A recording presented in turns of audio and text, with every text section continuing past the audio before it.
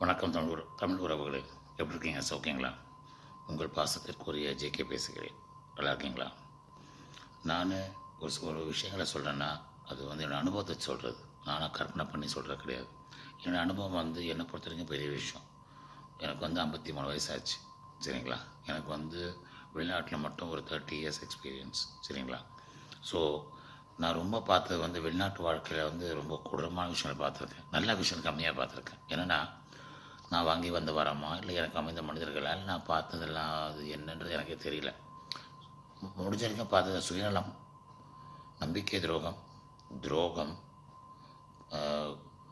நம்மளை கையில் எடுத்து ஆள்வது, கமாண்டிங், அதுக்கப்புறம் மிரட்டி வைக்கிறது, அடக்கி வைக்கிறது, அப்புறம் திறமைகளை தட்டி வைக்கிறது, அப்புறம் மேலே கொண்டு வராமல் பண்ணுறது, அப்புறம் கொஞ்சம் நல்லா வந்த பிறகு உடனே நம்ம மேலே கம்பேர் பண்ணி நம்மளை வாரி மேலே வரணும்னு சொல்லிட்டு போராமையில் அவங்களே சிக்கிக்கிறது, அப்புறம் சுயநலம், அப்புறம் நிறைய பார்த்துட்டேன்.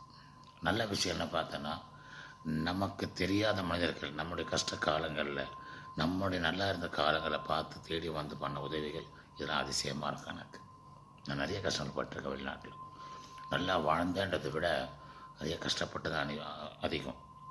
பெரிய அனுபவம். அதனால் வாழ்கிற வாழ்க்கையில் ஈகோவை தூக்கி ஓரமாக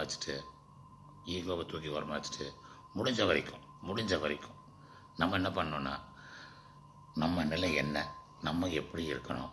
சரி, இன்றைக்கி மக்கள் சார்ந்து வாழ்கிற உலகம் நம்ம வாழ்க்கை எல்லாம். நம்ம எதுவுமே தனியாக முடிவெடுக்க முடியாது. சரிங்களா? ஸோ அதுக்காக சார்ந்து போகணும். ரெண்டாவது ஒரு செயல் செயல்படுத்துறதுக்கு முன்னாடி 4 பேர்கிட்ட கேட்கணும். அதை அது 10 பேர் வேறு மாதிரி 10 பேர் ஒரு 4 பேர் மட்டமாக கமெண்ட் சொல்லுவான், இல்லை மட்டம் தட்டுவான், எவ்வளோ இருக்கும்.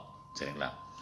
அதுக்கப்புறம் நம்ம அன்னதானம் பண்ணணும். அப்புறம் சம்பாதிச்ச ஒன்று குடும்பத்துக்கு நண்பர்கள், பார்ட்டி, அதுக்கெல்லாம் ஒரு வரைமுறை வச்சுக்கணும்.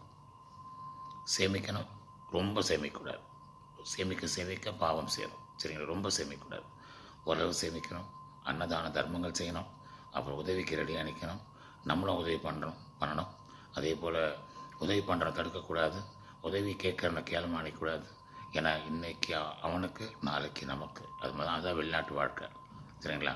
கூட குழி பறிப்பது, துரோகம் பண்ணுறது, கூட்டி கொடுக்கறது, காட்டி கொடுக்கறது, இது எல்லாத்தையும் மனிதர்கள் மாறணும்.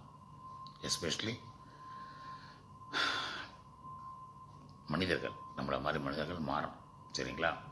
ஏன்னா மிருகங்களுக்கு நம்மளும் வித்தியாசம் நம்ம மனிதர்களை காட்டணும். சிரித்து பேசணும், பழகணும், சந்தோஷமாக இருக்கணும், ஒருத்தர் ஊக்குவிக்கணும், அன்பாக இருக்கணும். சரிங்களா? சொல்ல வேண்டிய சொல்லிட்டேன் சாமி. மனசு அவ்வளோ ஆதங்கம். சரிங்களா? வாழ்க வளமுடன், வாழ்க தமிழ்.